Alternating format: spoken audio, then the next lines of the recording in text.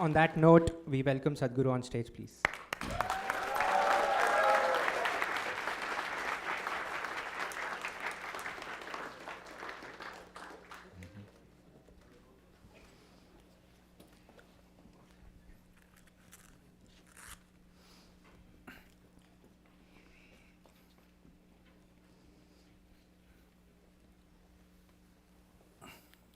I'll run through the logistics of the session because I know people are crowding up. L140, it is being live screened, so in case you don't find space here, please find a space in L140. We are delighted to have Sadhguru on stage.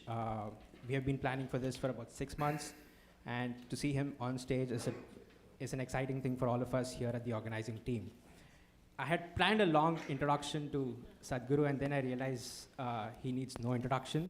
So I'll take the easier way out and introduce the student moderators who are going to take Sadhguru to task, hopefully. Here we have Nitisha, Tanvi, and Vikram.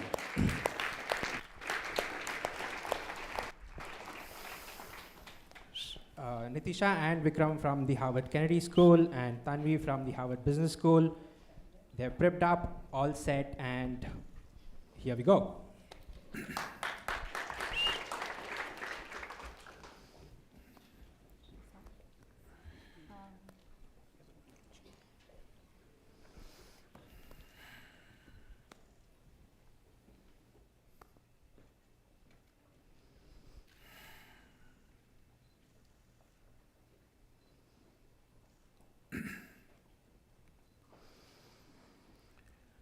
Jananam sukadham maranam karunam milanam maduram smaranam karunam Kalavashadiha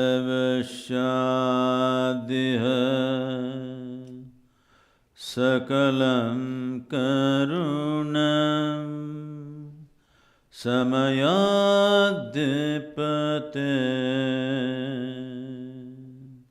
Akilam Karunam.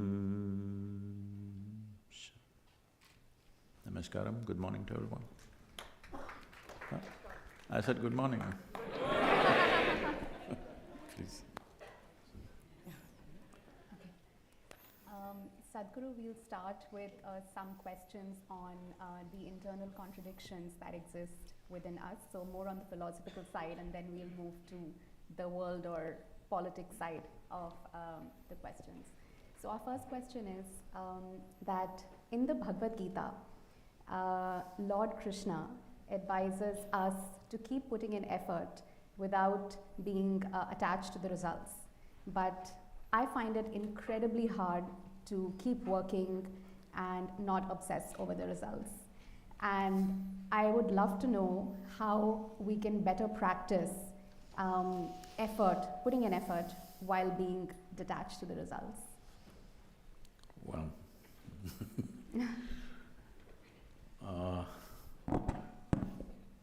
I'm not in any way well studied about any scripture. It's unfortunate, but I have to say I have not even read the Gita.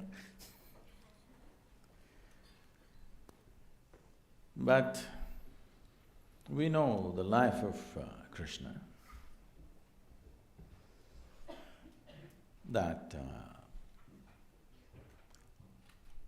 people think Krishna means butter, girls and flute. But you need to understand this. All these things happen only till he was 16 years of age.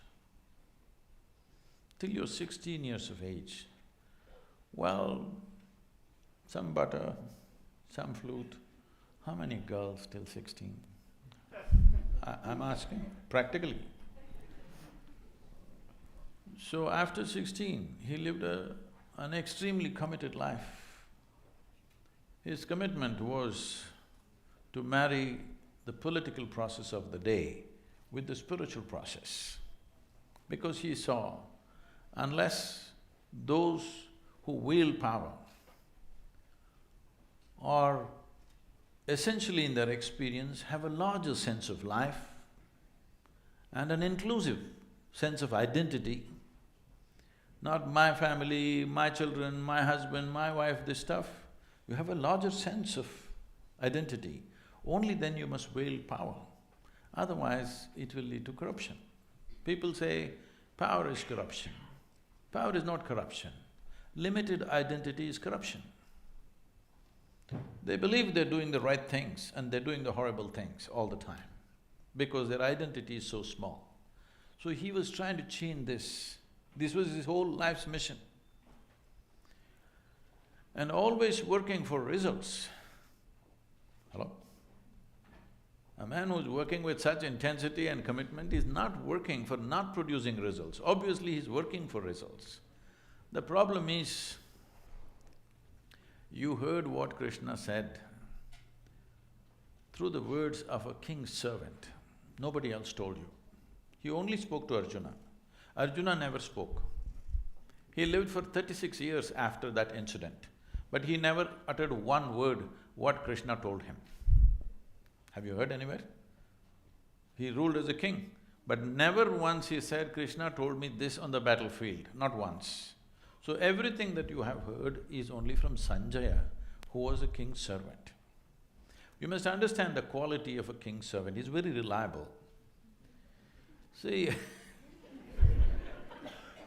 if you… let's say, if your husband or wife or children, they saw something, they come and tell you, they will add a little bit of their own stuff and tell you. It is intrinsic to a human being. Their own opinions, ideas, other things will naturally get into what they're speaking. But a king's servant is trained never to add his opinion, otherwise his head will go. He will only interpret everything word by word as it was. So he is a kind of a ancient tape recorder, okay? He's recording and just telling the king, this is what he is saying. But there's no context. What is shared between two people, where there's a very deep relationship, if two lovers are doing something, talking to each other, somebody else may think they're quarreling, but they're doing their love affair. So this is a love affair between Krishna and Arjuna because they know each other very intimately. So he's speaking a certain language. So as king's servant takes word by word without knowing the context or understanding what it is, the experiential dimension of what it is, and he's saying, so having said that, see, essentially it is just this, whatever you wish to do in your life, you have goals. What kind of goal will you set up? Right now you're in the university. What kind of goal will you set up? What you already know, you will exaggerate that a little bit and think it's a big goal in your life. Generally, people call this an ambition, I call this a constipation. Because you're trying to handle life little by little, just like constipation.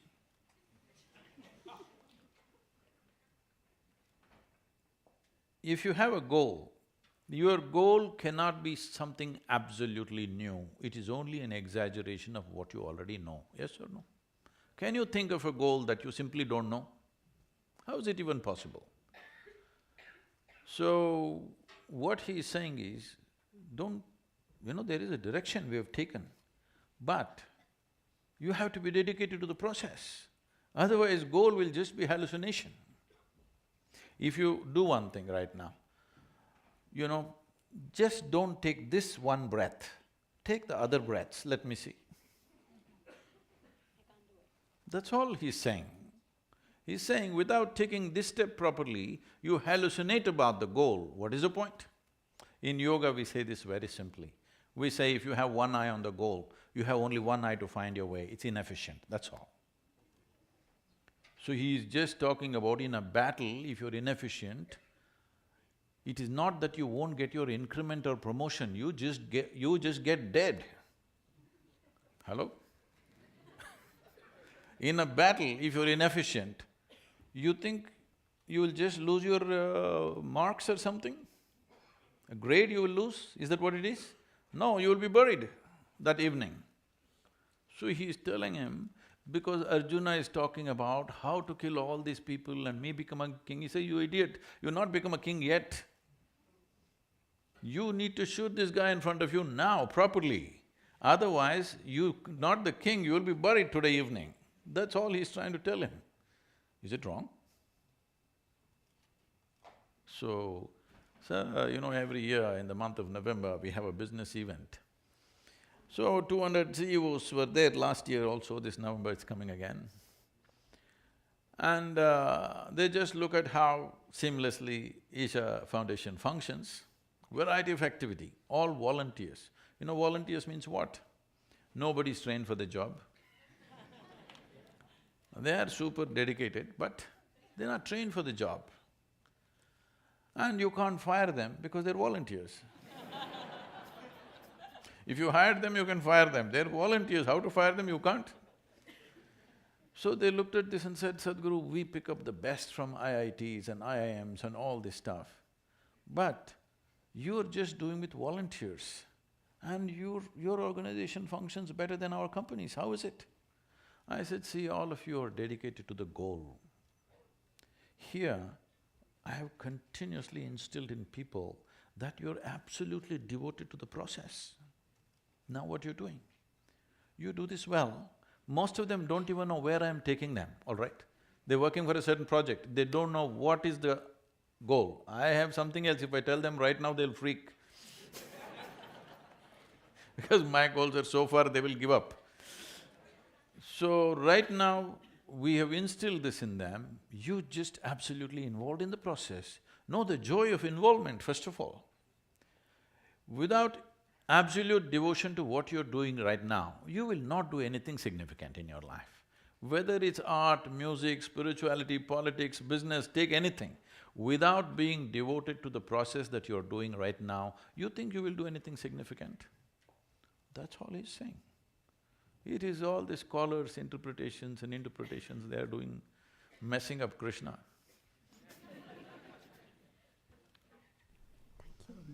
Taking forward the theme, Sadhguru Gade, about the process inside and work outside, when we look around the country today, we see so many problems affecting our fellow Indians: poverty, discrimination on the basis of religion, caste and inequality. And of course, when I look inside myself also, there are problems. I'm very far from having good process, I'm definitely not a yogi. And so, what is the relationship between this work which I need to do inside and the work which I need to do outside? Can I do both? Do I need to do one before the other? How can I go about… because I don't feel like accepting that I can do either one or the other. See, if you want to lift this tumbler, this amount of water, at least you need that much of strength, isn't it? You may not be a heavyweight lifter, but at least this much muscle you must have. Can I have water, please? Thank you.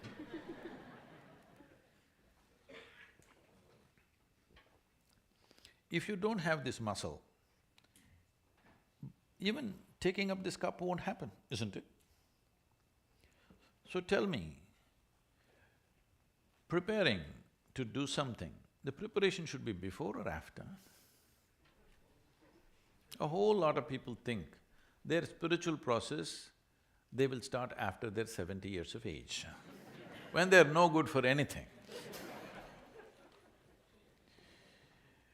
If you understand spiritual process as a disability, then that's the way to go. I see spiritual process as the greatest empowerment in my life's experience. I think it should happen at the earliest possible time. Unless you're planning to live elsewhere, those people who are in the upper strata, I'm telling you. If you're thinking you'll go there and live well, that's up to you. To put it in perspective, one of my projects, of the many projects, one of the projects is, before I fall dead, I want to make sure all the heavens are destroyed. Is that okay? No? You want to go there? Because I want to destroy the good food in the Hindu heaven. I want to make sure that people eat good food here. I want to destroy all those angels who are floating up in the clouds and heavens. I want people, angelic people to be here. And of course I want to destroy all those virgins up there. Because the very idea that there is a better place to live than this is a crime.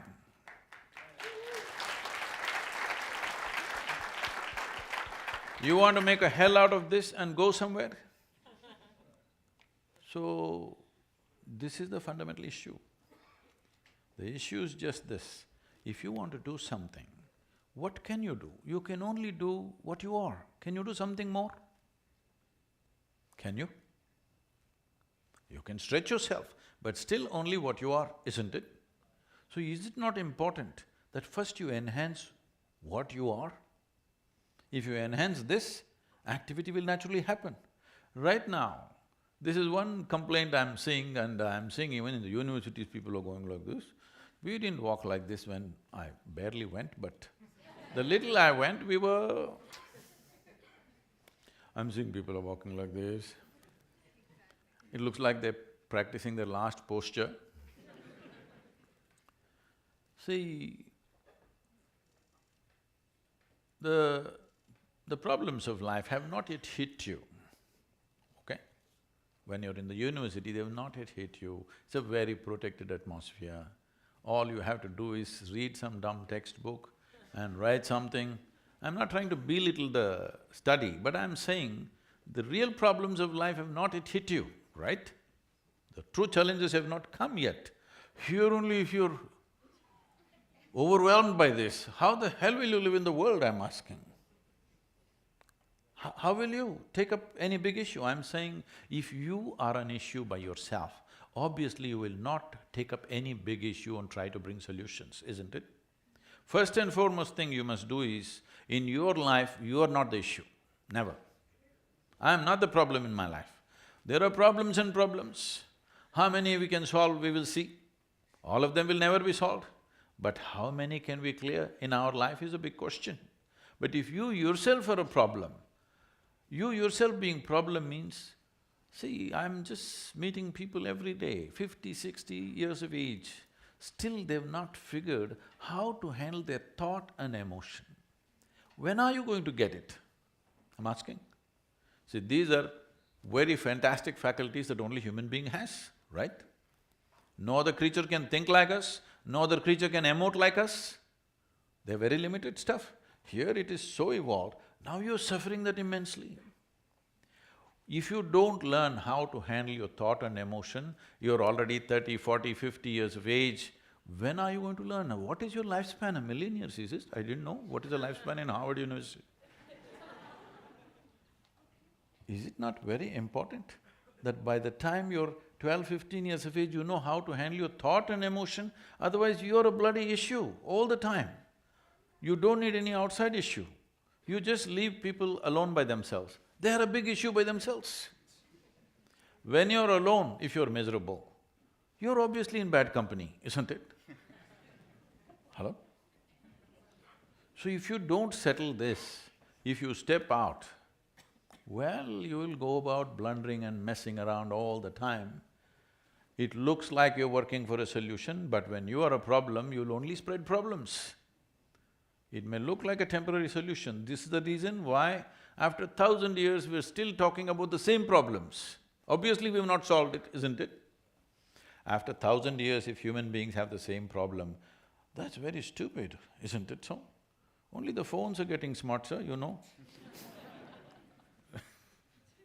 Phones are getting smarter by the day. See, if you have to call somebody, he's very smart. When do you do that? When you find him smarter than you. Yes or no? Only then you say, oh, he's very smart. So when you call a phone very smart, it's a statement. So can I do these things both together? Because enhancing yourself is a limitless process. It's not a graduation that's going to be over at one time. But the fundamental is just this, human beings are going through variety of suffering. Well, those who are in situations of famine, war, those things let's keep it aside. Fortunately, still it's a small population, all right? If you don't take care of it, it could become very large. That is one thing, we will keep them aside. Krishna is talking about even they're not being bothered on the battlefield. That's a different matter, I won't take you that far. We will give a margin for them. But those of you who had breakfast in the morning, what is your problem? Hello? In India, in southern India, where you come from, in the villages if you go, people will come and inquire, "Ota madra? Ota aita?" Yes? Saptingla? What this means is, the only question they will ask you is, have you eaten? Because after you've eaten, what is the problem?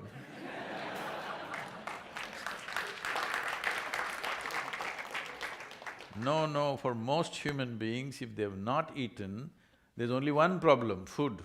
The moment they eat, they have 100 problems. So it is not that there are problems, it is just that you have a cerebral capacity that you don't know how to use. Yes? If you're alone and you're feeling miserable, what does it mean? Hello? Your intelligence has turned against you. It's gone. Hello? Please, the audio, can somebody take it? Once your intelligence has turned against you, you pray and call whatever forces you want, no damn thing is going to work for you, 100%.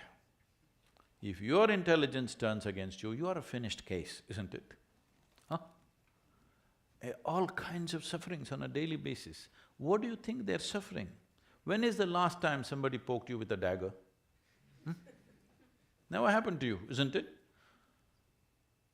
So what is the suffering? You're poking yourself all the time, endlessly. Oh, of course you have good reasons for that. There's no reason, it's just dumb stupid, okay? Yes, it's just dumb stupid that you're constantly poking yourself and you think it's being intellectual? Not at all, you just don't know how to use the sharpness of your intellect, that's all it is. Instead of using it towards a solution, you are making a big problem out of it. You think you're suffering life. No, you're only suffering the two most significant faculties of being human, which is a vivid sense of memory and a fantastic sense of imagination. This is what you're suffering. You suffer what happened 10 years ago. You suffer what may happen day after tomorrow already. What does this mean? This simply means you're suffering your memory and imagination. You have no contact with life because your psychological structure has become larger than the cosmic structure. This is your problem. This must be settled. Especially if you're going to get into public life, it's very important you settle this damn thing that you are not the problem. You're never the problem.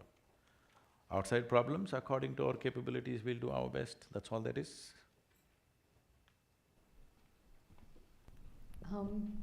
Sadhguru, one question on karma.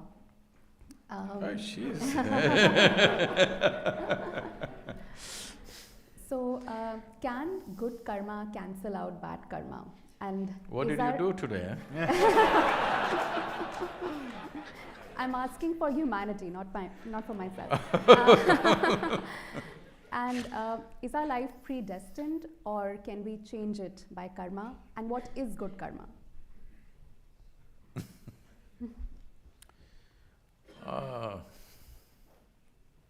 So let's understand this word. I know this has become part of English lexicon. Karma is an English word now. The word karma means action. As you sit here, there is physical action going on, there is mental action going on, emotional activity going on, energy activity going on in every one of us. Whether you're awake or asleep, 4 dimensions of karma are happening all the time. Since you woke up today morning, except for that bad karma you did no, you don't have to reveal that Since you woke up today morning till this moment, just a few hours, how much of these 4 dimensions of karma did you perform consciously? Should I answer? I was not conscious while performing my actions, they just happened. And I'm saying for almost every human being is well below 1%. If you take in a day, well below 1%. So when 99% of your actions are accidental or unconscious, you do one thing, you just drive here. Here the traffic is very slow, it's safe to try this experiment. 99% of the time, just close your eyes and simply sit like this. Once in a way, handle the steering. Let's see where you will be in 5 minutes. This is a disaster of human life. So you must understand this. This is the most profound dimension of Eastern cultures, that we told you your life is your karma. This means your life is your making. There is no manager sitting… I'm not talking about you guys. There's no manager sitting up there and managing you. Your life is your karma. The way you do it is the way it happens. There is no other way. Only because over 99% is happening unconsciously, it looks like some other force is manipulating you. All bad drivers are like this. When they get into some kind of a crash, I was driving properly only, something happened. Have you heard this? Something happened, something supernatural happened and I crashed my car.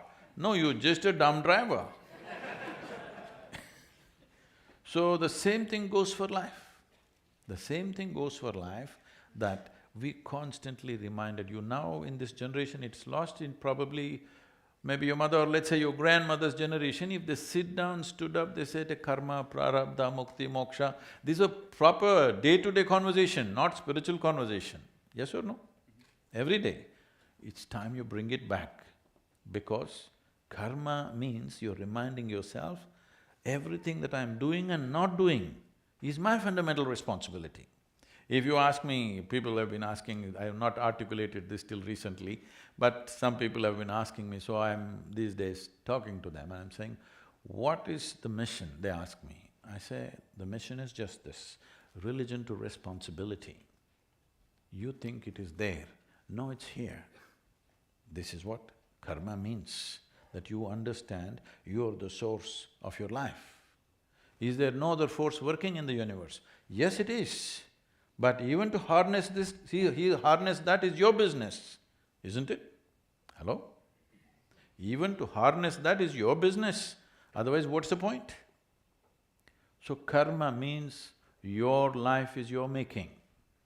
There is nothing else that can decide. If you take charge of your body, let's say you have some mastery over your physical body, 15 to 20% of your life and destiny will be in your hands. If you take charge of your mental process, 50 to 60% of your life and destiny will be in your hands. If you take charge of your basic life energy into your hands, 100% of your life and destiny will be in your hands. Every young person must first explore this dimension before you step out into the world and mess other people.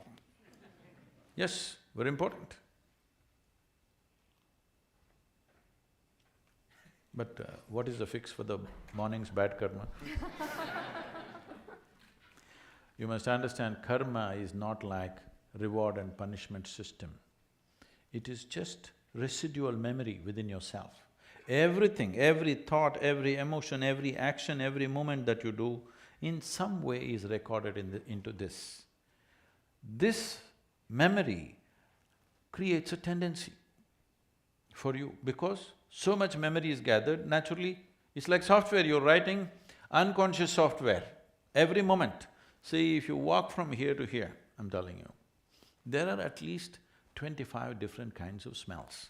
You're not conscious unless something is very strong, acute, in some way, in a positive or negative way, then you will notice, otherwise you're not noticing. You will see if a dog passes, he's just figuring out you, what you have done, what you have not done, your good karma, bad karma, everything is just figuring out. Yes or no? You also are conscious, your system also is perceiving it, because your neurological system is far more superior to the dog's neurological system. Do you agree with me? Hello? Dog lovers, is it okay? Human neurological system is far more advanced than any other creature, you also capable. But because of cerebral activity, you're missing it. You do one thing, just go live in the jungle for some time, you will see suddenly your sense of smell. You just know everything just by raising your nose a little bit, sticking your nose out, you just know what's coming, what's going. You will see in the villages in India, they'll say it's going to rain today. You understand? Nothing, no sign of rain, no cloud, no nothing. He'll simply… and he'll say it's going to rain today, and it will, because the changes are happening in the atmosphere. So, because of this unconscious nature, if you walk from here to here, these 25 smells, for example, are all recorded in the system. And all like this, visual inputs, audio inputs, everything is recorded, recorded, recorded. Depending upon the type of material you've taken in, slowly you will develop an unconscious tendency. Suddenly you'll like this, not something else, because of the kind of inputs you have taken in. These tendencies, traditionally, because you're coming from the scripture, traditionally we call this vasanas. Vasana is a very good expression because vasana literally means smell. So, depending upon the type of smell, accordingly you draw that type of life towards you, or you move in that direction, that's what they're trying to say. But this is essentially, to put it in modern terminology, you're building an unconscious software, so naturally it begins to function in a certain way. It doesn't matter what is the software, can you rewrite it? Of course you can. That is also your karma. So will you allow unconscious activity that you have performed to rule the nature and destiny of your life, or will you make sure it is the conscious activity that you perform which will rule the destiny of your life? This is something you have to decide.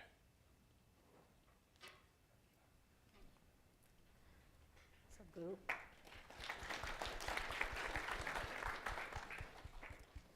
For a woman who chooses not to be a mother, who doesn't want… Oh, I'll give you award. So she has chosen you as an advocate for her case, and Huh? you have to fight her case. So what are the arguments… I'm sorry, I didn't get that. So, there's a woman… Yeah, she who doesn't want to have a be child. mother, and she's chosen you as an advocate for her case, and you have to fight her case. So what are the arguments that you would give for a woman who doesn't want to bear a child? I said she needs to be awarded. I've already announced in India, young women who are capable of childbearing chose not to do it, we will institute an award for them. Because right now the greatest service you can do in the world is, you are not extra-populating this planet, okay? If… suppose you were a tiger woman, I mean to say a female tiger, then I would have encouraged you, please breed, please breed. Because it's an endangered species. Well, you know, see, we are not endangered. Wherever you go, there is a crowd. Well, to protect a nation, you have to build a wall, otherwise people are coming. Obviously, there's too much obviously, there is too much population everywhere, isn't it? So, this is something we need to look at in a very fundamental way. This is happening because the need is inbuilt. The reproductive need is a very inbuilt need. Whatever arguments they have at one point, the body dictates. Fortunately, there's a lot of pain and stuff involved, otherwise I don't know what would have happened. So, this need, if one has to transcend, instead of forcefully putting it down, if your identity naturally shifts beyond your biological self, you will see these needs will completely disappear. Right now, I want people to understand, what you're looking for is not a child. What you're looking for is involvement. Right now, your problem is, you simply cannot involve with people unless they came out of your body. Your identity of biology is so strong, you can't simply include these people as yours. Oh, this one came from my body, this is mine. This is because you're trapped in your own biology, that's all it is. Today, I must tell you, in the Yesha Foundation, there are hundreds of couples who have all chosen not to have children. I said, you want involvement, you want children, I'll give you 100. Why one? You take care of them. Why should it fall out of your body? Not necessary. Human being has the ability, this is an animal instinct. This instinct is needed for the survival of the race, of course. But now, the survival of the race depends on consciously controlling the population a little bit. From the beginning of 20th century, in 1910, our population was just 1.58 billion, let's say 1.6 billion. Today we are 7.6 billion. By 2050, they're estimating we will be 10.3 billion. When it's 10.3 billion, I don't want to be around. Hello? I want you to just imagine another 50% rise in the world's population, you can imagine what all problems you will face. We are ensuring that our children cannot live well on this planet by producing more children. It's very, very important. We must understand why this has happened is not just because of unbridled reproduction, no, that is not true, it's controlled. It is simply because our life expectancy is extending itself, it's fantastic. For example, in India, when the British left India, our life expectancy was 28 years. How many of you are over 25? 28, I'm sorry. So you're all dead. That's what it meant, I want you to understand, 28 years. Today it has reached 70, which is a phenomenal achievement in 70 years of independence. So, when we take death into our hands, should we not take birth into our hands? I'm not propounding any philosophy, I'm just talking simple arithmetic. Hello? When we take death into our hands, should we not take birth into our hands? If we don't do that, if we do not consciously contain our population, nature will do it to us in a very cruel way. You want to wait for that day? You can. But being human beings, it'll be nice if we do it consciously, isn't it?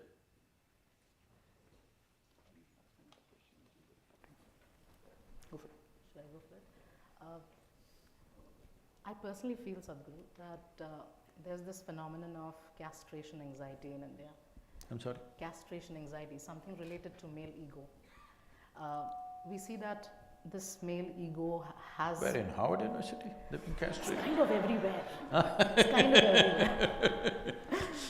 So, this male ego has been somewhere, hidden behind the rapes that happen, the sexual harassment that happens, a lot of gender disparity. I wouldn't say this is the only reason, but it's somewhere hidden behind, and we never address it up front. And all of these acts are acts of shame, but there is a sense of pride associated with it. How can we change the sense of pride to a sense of shame?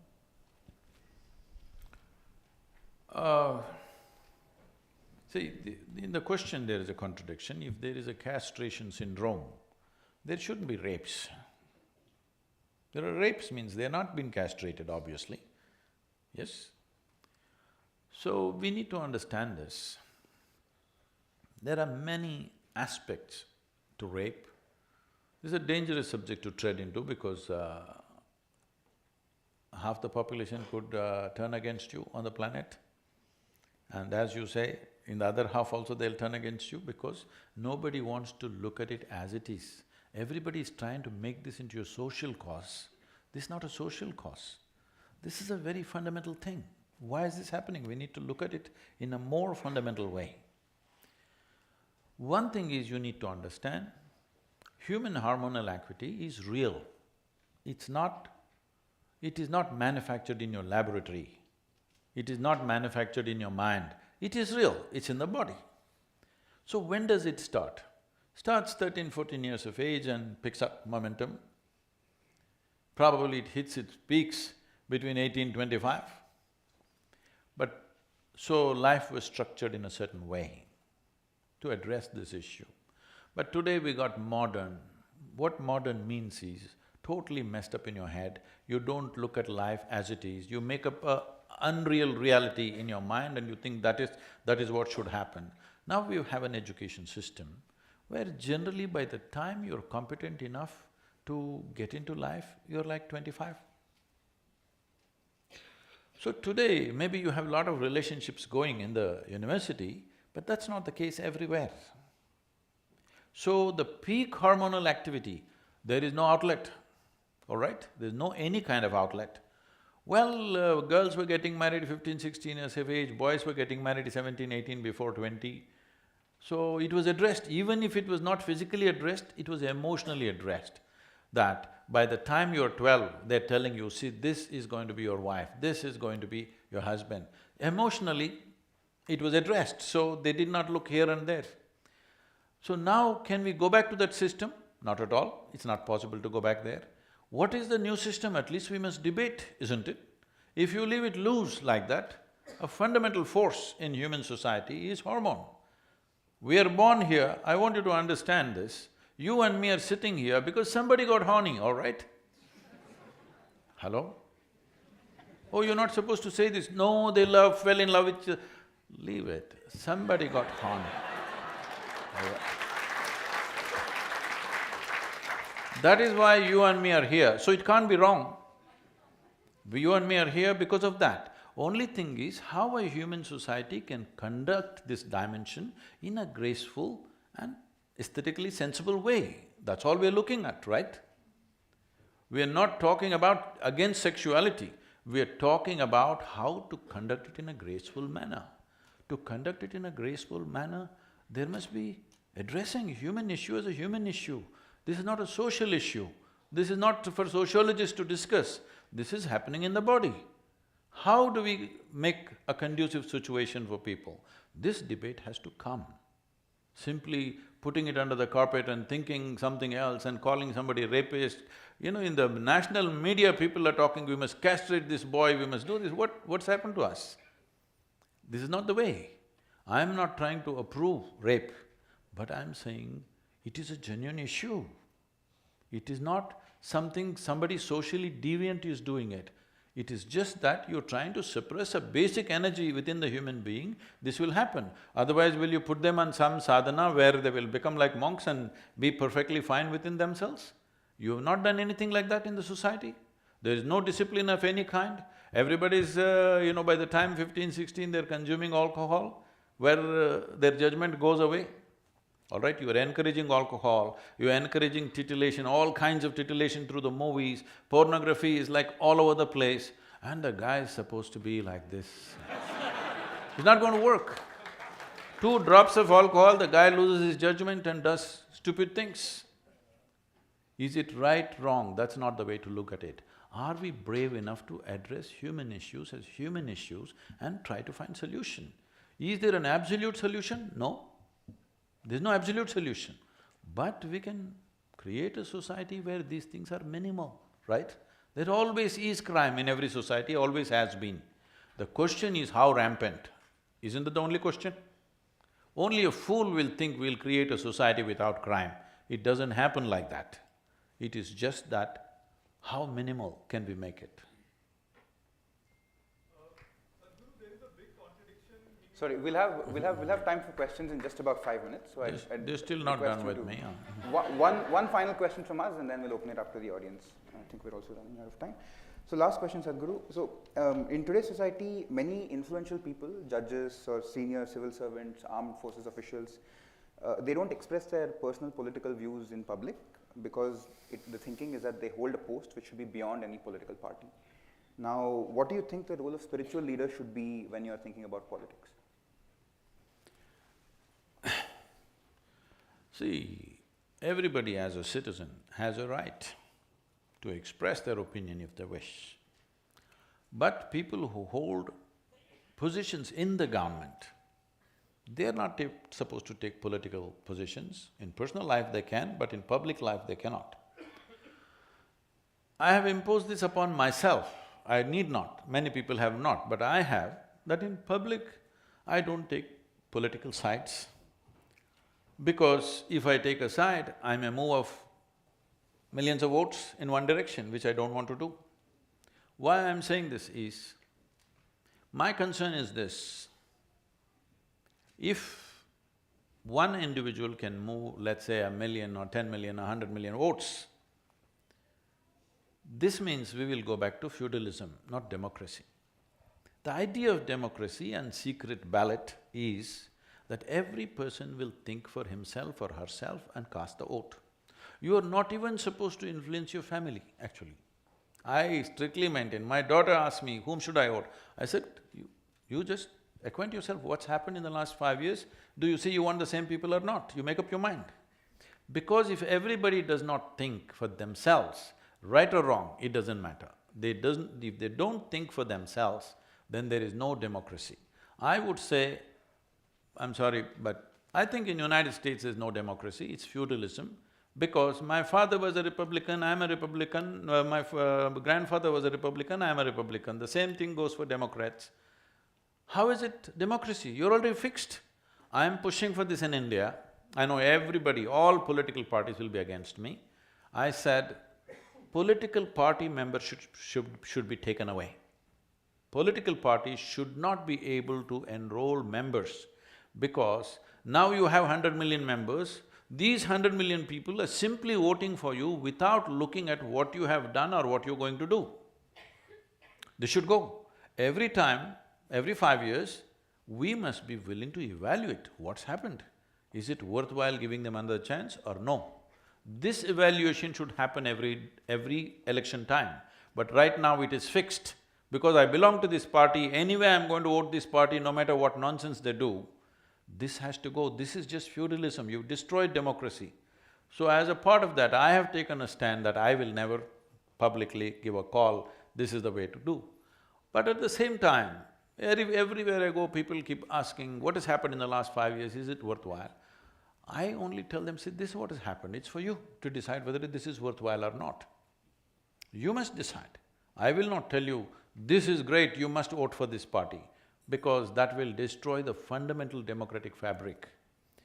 So, judges and others, they should not, because they're holding a position which will become weak if they express political opinion. That's not the right thing to do. But every other citizen has. Recently I was even asked why someone who's has a religious whatever, like they're talking about the UP chief minister, how can he be a chief minister? What I'm asking is, he's a monk, all right? Because he's a monk, have you given him any special rights? Can he drive without a license? Can he go without paying taxes? Is there any special rights? Can he travel in an airplane or a train without ticket? No, no special rights. Then why the hell are you taking away the privileges that other citizens have? Like anybody else, he stands for election, wins the election, he rules, but he may impose his religion. Well, a whole lot of people are drinking alcohol, all right? Ministers, chief ministers. Are they imposing alcohol on you? Maybe they will try. They're trying, not only trying, they are actually. So if a man is meditating, maybe he will try to influence, whether you meditate or not is your choice. Can he impose it on you? Does he have the mechanism to impose it on you? No. These are just rubbish nonsense going on all the time because there are 200 news channels, they have to fill it with something. If there isn't news, they gotta make it. 200 channels is too much of news, isn't it? And everybody says what we are right now broadcasting is unique and fresh, only we are doing it. I would have loved to ask a follow-up question, but I think we're out of time, so let's open it up to the audience. So let's do this. Let's take questions in groups of 3, and then Sadhguru can choose how to club them and answer whatever. I normally answer every question, so just give me one at a time, huh? All right. It's gentleman over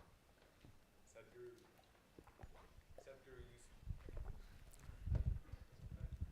Sadhguru, just one request of keep Hello? questions short because I'm trying to give chances Sure. to larger numbers. Sadhguru, you speak so logically and it makes sense to me. But at the same time, you're celebrating the religious festival of Mahashivratri in a grand way at the Isha Yoga Center. For a young person like me, these religious festivals seem like outdated rituals. So I want to know, what is the relevance of Mahashivratri to the youth? Thank you. What kind of festival would you like, first of all?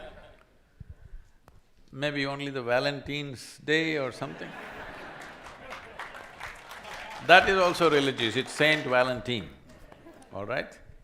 So what is Mahashivratri? You need to understand this. There are certain… in India, there are 365 festivals in a year. Yes. Today, due to economic reasons and the way we have structured our work and things, a whole lot of them have died, still about 30 to 35 are being actively, maybe more than that, about 50 to 60 festivals are being celebrated by different people, but that number also is decreasing. Largely maybe about 5 or 6 are being celebrated in a big way. So, some of them are social, a few of them may be religious, but hardly any religious ones. Some are all connected to the calendar. Almost every Indian festival is connected to the calendar. What's happening in the solar system? We want to do something which is conducive for what's happening that day in the rest of the solar system. Why this is important is because what you call as my body right now, what is human mechanism, has come out of this planet. Most people don't get it till you bury them. They think they came from somewhere. No, this body is… solar system is working like a potter's wheel to generate this. So everything that happens to the solar system happens to you in some way. So there is a very keen observation of what is happening in the solar system today. Accordingly, we have crafted one kind of celebration and we do those specific things. So on Mahashivratri night, to cut it short, because this is an elaborate subject what you opened up, on that day, which doesn't fall on the same calendar, the regular modern calendar date, this time is on 4th of March. On that day, there is a natural… because planet is not spinning like this, it is spinning a certain way and there's a precision to the planet. You know what's a precision?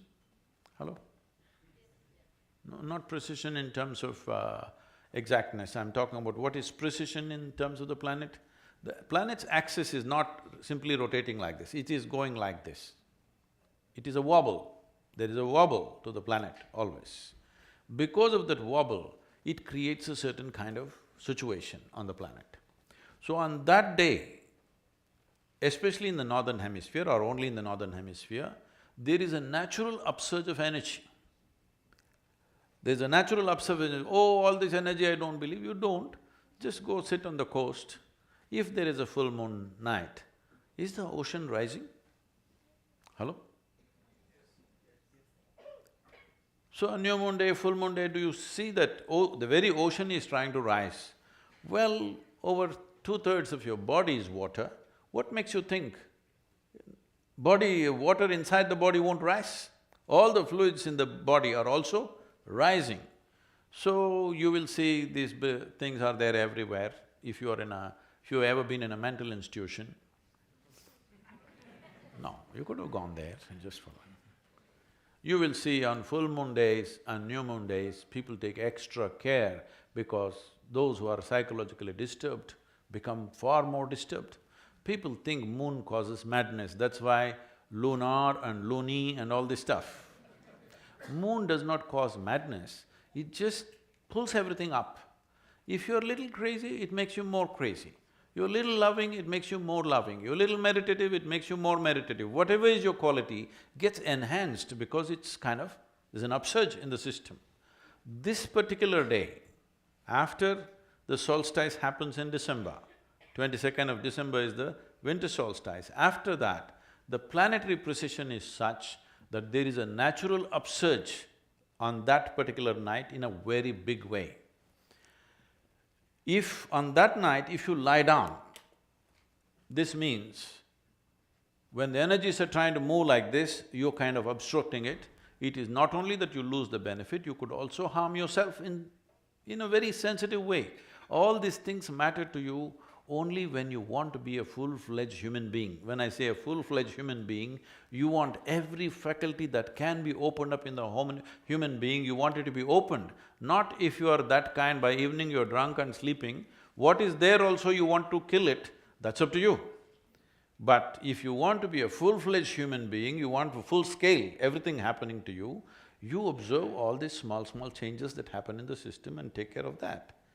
So you want to sit straight, you want your spine to be erect on that night. When energies are moving upward, you want to help it further go up, not like this. So we created what is called as jagaran, that means to stay alert and to stay erect. How to keep people erect? Just make them sit. You think they will? If I make you sit for another 5–6 hours, you will simply sit? No, I have to entertain you. Hello So, that night we have a celebration from evening 6 to morning 6, 12 hours non-stop, music, dance, meditation, various things being done so that everybody stays alert. Nearly 1 million people are in one place, but these numbers were exploding, so now we have large screens in over 130 cities across the country in southern India, so that people gather there and too many don't come here, but still it'll run into somewhere around 700 to 800,000 people in one place. And over 86 channels are telecasting it live. So how many millions of people are watching, we don't know. Last year they said it could be somewhere around 6 crore people could be watching. This time it's going to be much more. This is also the 25th year of Mahashivratri in Isha. 25 years ago, we started Mahashivratri celebrations in that place with just 70 people. So, it's grown that big because people find the benefit of what it is. You do one thing on that night without getting drunk or drugged, just sit alert.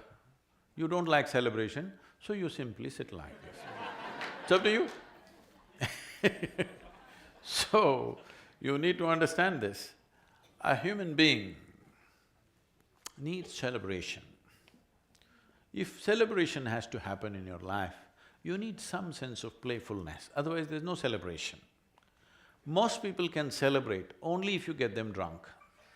I will show you 1 million people in one place, not a drop of drink allowed anywhere, but you will see full night, not one person will sleep, everybody's on, okay?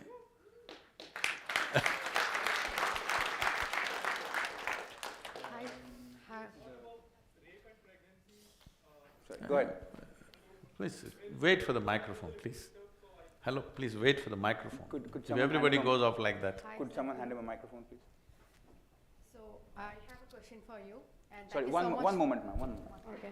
Gentlemen. Sadhguru, your thoughts, I would say, or I could say your answers about the questions on pregnancy, or whether your thoughts on like what it means for women to bear children or not bear children and the choice thereof was a beautiful answer. I could Please, relate to everything just come that to you're the saying. question, time is very… The context is slightly necessary, I'll keep it short.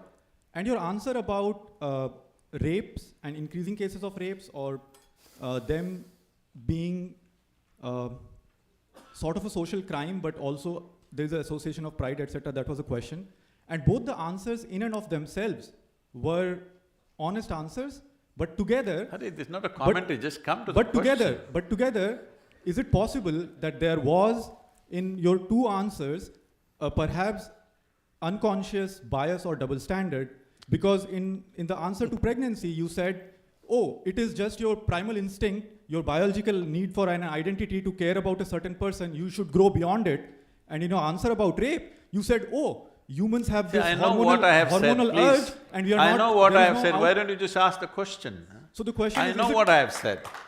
is it Just come to the question. Is it possible that in these two answers there is perhaps a subconscious bias, or am I reading it wrong? Those two answers to me seem like, All right. oh, this is biological, let it go. Oh, this is biological, it won't go. I think you've made your point, so Yeah, let's hear please. the answer. Oh.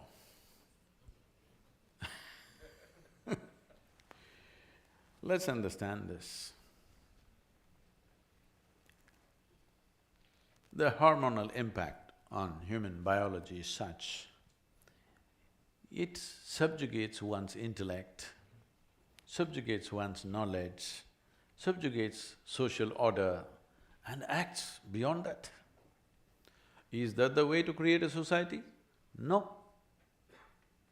The whole idea of creating a society is that all these things will fall into a more graceful slots so that they will function smoothly to everybody's benefit, not against anybody. That's the whole idea of trying to bring a civilization to a society, is just that, that's the effort. Have we ever, in these whatever thousands of years, have we ever succeeded 100% in this effort? Have we? No. At certain times, these things have been well handled, at certain times they've been badly handled. Only thing we can do is, how well can we handle it in our time? That's all there is in our hands. You're thinking of these things as some sort of absolutes. These are not absolutes. Don't think there is a man who is a rapist and there's a man who is no rapist. It's not like that. It's just that when he goes out of control, he will do ugly things. When he's in control, he behaves well. When he's in love, he behaves well. When he is joyful, he behaves well. When he gets frustrated, he behaves horribly. This is the nature of the human being. If you think it needs my endorsement or not, then you're living in some la-la land. This is the nature of the human being. Are we going to create a system where there is going to be minimum friction among people is the continuous challenge for every generation. Yes? It is a continuous challenge for every generation. No generation has ever arrived at one perfect system that it worked absolutely for everybody. Always somebody was exploited. If you don't know the reality of the existence and you're living in some other psychological state of absoluteness, then that's not the point. But pregnancy is a choice. And especially now it's a… I wouldn't have said it's a choice 100 years ago, because it just happened. Just the hormonal thing happened. But pregnancy is a choice. Even if you're sexually involved, still you don't have to get pregnant, that is possible only for this generation. If you do not understand the impact of that, that is the biggest thing that's happened. For women, that's the biggest thing that's happened. That is, there is birth control, that one can exercise their choice whether I want to go into it or not go into it. So, that is of a different kind, this is of a different kind. That's why I said, if you want to bring both of them in one category, you come to me, I will initiate you into brahmacharya, I'll give you sadhana, you do that, both will be by choice.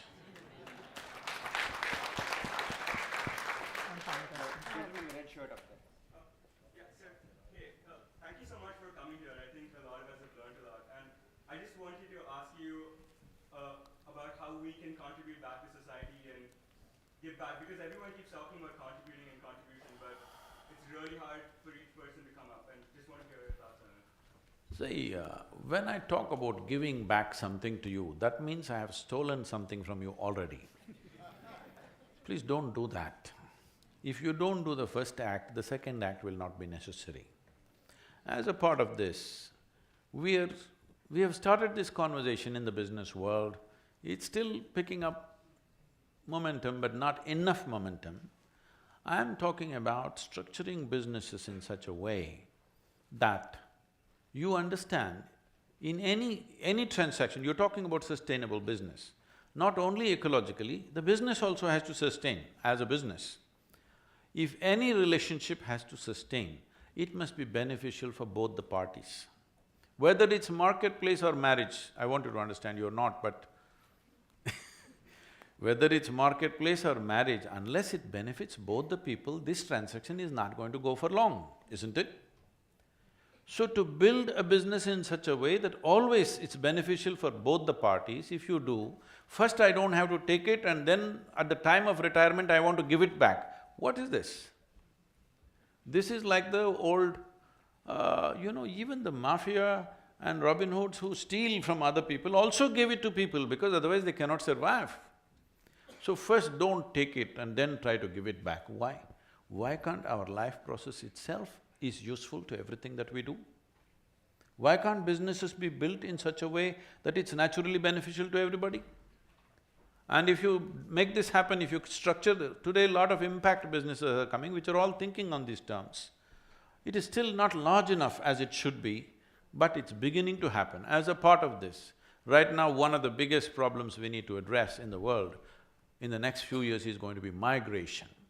It's estimated nearly 1.5 billion people will migrate in the next 5 to 10 years' time. When 1.5 billion people start moving, not one wall, people will try to build walls everywhere. And wall is a solution only till the tide is of a certain level. When the tide increases, it'll fall over the wall.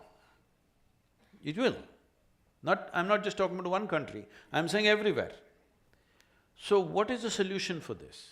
This problem is just this, right now, nearly 80% of the world's investment is probably in approximately 25 to 30 cities on the planet.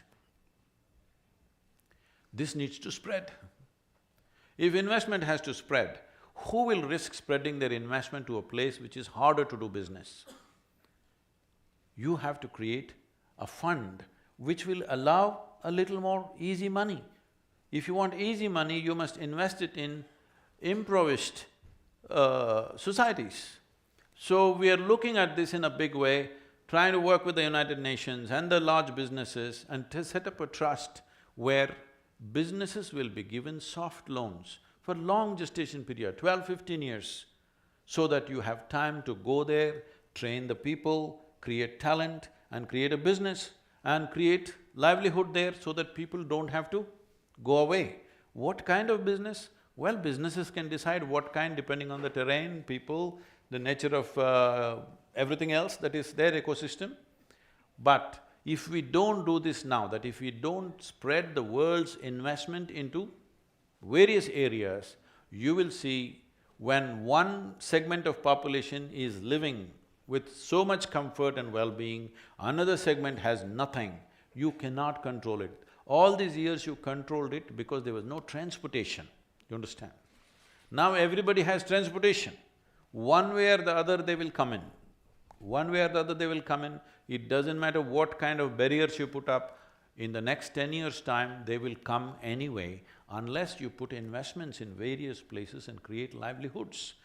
The businesses have to be structured like this. Young people who are studying business, you must think of solving world's problems rather than just thinking of some fanciful ambition. Your ambition, whatever it is, I want you to understand this. You will realize this as you go with your life, but if you realize early, it's better. In terms of activity, whatever activity we perform in the world, how deeply we touch another life is the most profound satisfaction of activity. That's the purpose of activity, really. Do you want to write a book that nobody wants to read? No. Do you want to cook something that nobody wants to eat? Do you want to build a building where nobody wants to live? When you do something, you want it to touch somebody's life. So if this is the thing, the young people who are going into business, you must think on these terms. How to impact maximum number of lives and where can we do it? If we don't create this opportunity and allow migrations to happen, you will see terrible things happening when people migrate. So you must understand this. Right now, between Africa and United States, at Spain, Italy, all these places, every year, thousands of people are drowning in the waters. They are not reported. Media will not report that. Nobody wants to report that because they're unwanted people. But some deaths will be reported. Deaths are reported. Is anybody capable of reporting the human suffering of leaving their homeland, dragging their women and children and going somewhere? That suffering, can anybody report ever, I'm asking? Is death the only thing that matters? Human suffering matters, isn't it? Human suffering cannot be reported by news media. Only if deaths happen, they will say 100 people died, 200 people died, but that is not the real thing. Those thousands of people who left their homelands where they have lived forever and coming and desperately looking here and there, losing their wives and children and husbands and searching here and there, this is not a small thing. This is going to scale up in a tremendous way if we don't spread investment, if we don't spread businesses into societies which are stuck in poverty right now.